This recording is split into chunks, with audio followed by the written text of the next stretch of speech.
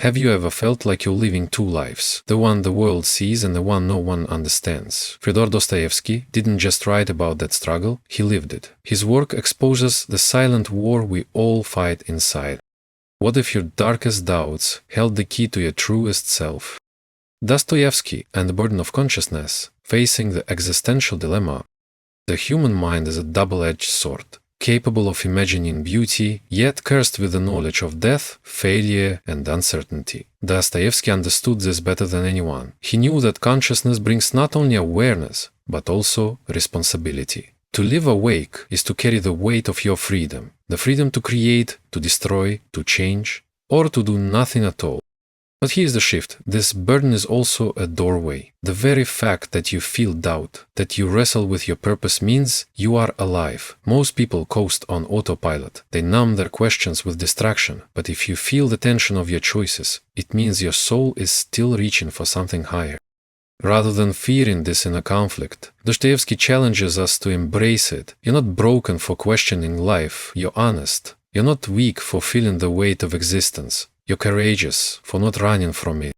In daily life, this means treating every difficult emotion or choice as a signal that you're engaged in something real. It means having compassion for yourself during those moments of uncertainty and reminding yourself that clarity is not the goal, integrity is. Show up anyway. Choose meaning, even when it's hard. That's where the deeper self is born, not in comfort, but in the struggle to live consciously. Your awareness is not a curse, it's your calling. The curse and gift of consciousness.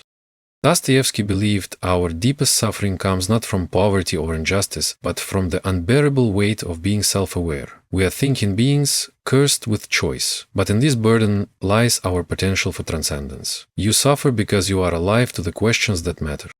Consciousness is both mirror and flame. It reflects everything we are, our fears, our desires, our regrets, and it burns with the potential of what we could become. Many see awareness as a curse, the overthinking, the anxiety, the existential weight of knowing we are temporary. But Dostoevsky invites us to flip the lens. What if this curse is actually our greatest power?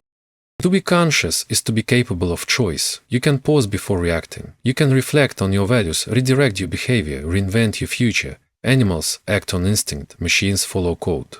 But you can suffer, grow, forgive, and rise. That inner voice, that conflict between who you are and who you want to be, that's the birthplace of transformation. In daily life, this means embracing your awareness as your compass, not your enemy. When doubt creeps in, it's not there to paralyze you, it's there to ask better questions. When discomfort arises, it's a signal that something matters. Consciousness gives you the space to respond, not just react, and in that space, your true character is formed. So yes, being awake comes with pain, but it also comes with beauty, the ability to find purpose in the chaos, to create meaning where none is given. That's not a curse, that's the rarest gift we have. The key is not to silence your mind, the key is to lead it. Freedom and its consequences. True freedom, for Dostoevsky, is terrifying.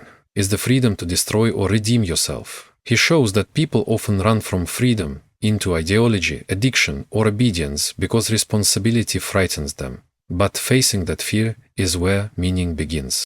True freedom is not simply doing whatever you want, it's owning the weight of your choices. Dostoevsky understood that with freedom comes fear because it removes the illusion that someone else is in control. You can no longer blame the world, your past, or fate. You are responsible for what you become.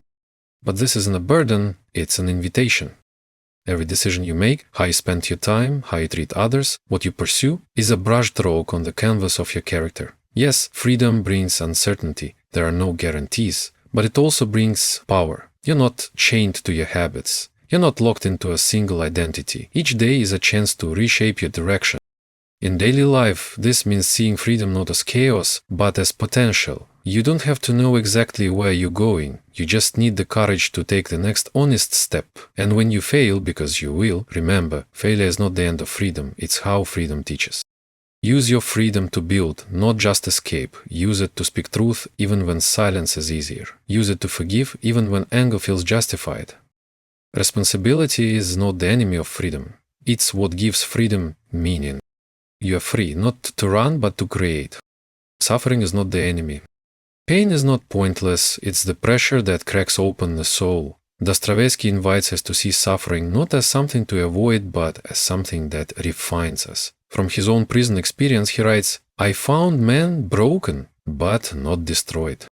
Suffering often feels like life's rejection, a sign that something has gone wrong. But Dostoevsky saw it differently. He believed suffering was not a detour from life's meaning, but part of the path toward it. Pain forces us to confront what truly matters. It strips away the distractions, the illusions, and leaves us with a clearer view of ourselves. In daily life, this means that your struggles are not signs of weakness, they are invitations to awaken.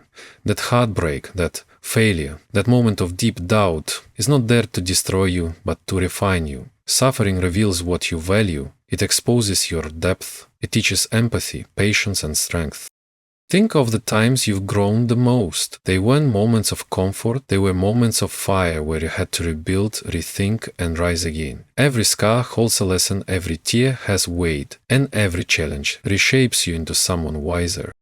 When you stop running from pain and start listening to it, you begin to heal with purpose. You realize you're not alone in your suffering, it's part of the human story. And like Dostoevsky's characters, you too can find redemption not by avoiding the dark, but by walking through it with courage. Suffering is not your enemy. It's your transformation in disguise. The battle within. The real war is internal. Between your higher self and your lower impulses, between courage and comfort, between meaning and nihilism. The existential dilemma is not a flaw, it's your proven ground, the battlefield where the self is forged. We all carry two voices inside us, one that urges us toward growth, truth and compassion, and another that whispers fear, pride or resignation. Dostoevsky understood this inner conflict not as a flaw, but as the very heart of being human. The battle within isn't a sign you're broken, it's a sign you're awake. In daily life, this means recognizing that every decision, no matter how small, is part of that inner struggle. Do you speak honestly or stay silent? Do you forgive or hold on to the wound? Do you move forward or stay where it's safe? These aren't just choices, they are battles for your soul. The point isn't to be perfect. It's to remain conscious, to face your contradictions without running from them. You can feel fear and still act with courage. You can feel anger and still choose grace. The key is not to eliminate the struggle, but to rise within it. This inner tension is what makes real character possible, because when you win a battle against your lower self, even a quiet one no one sees, you build a strength that nothing external can give you. The greatest victories aren't always visible.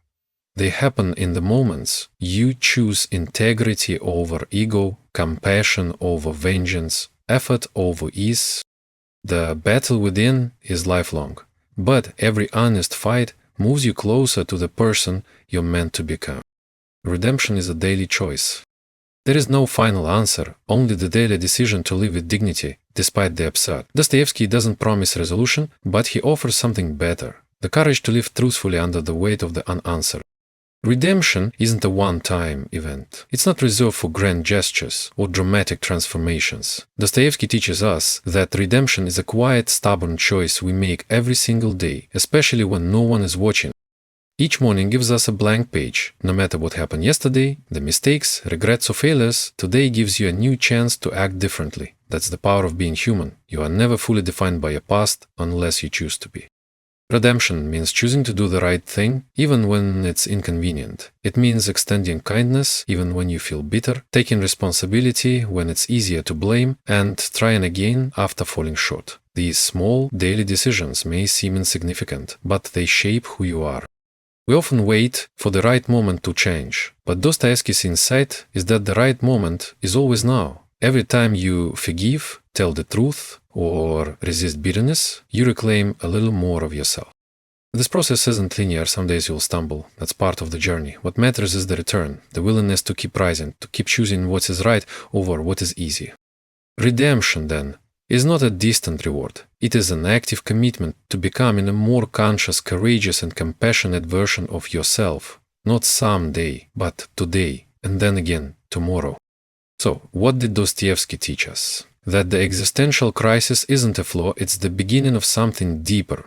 Our doubts, our pain, and even our inner chaos are not signs of weakness. They prove that we are alive, searching, becoming. The question we asked was, What if your darkest doubts held the key to your truest self? And now we know they do, because facing yourself is the first step toward living authentically. Now is your turn. What part of Dostoevsky's inner struggle spoke to you the most? Drop your thoughts in the comments. I read every single one. If you found value in this journey, give the video a like and consider subscribing to join a growing community that isn't afraid to dig deeper. And if you're ready to go even further, click on the next video waiting for you on screen. It explores a different corner of the human soul, one that will challenge what you think you know about meaning, power, and self-mastery, because the journey inward never really ends.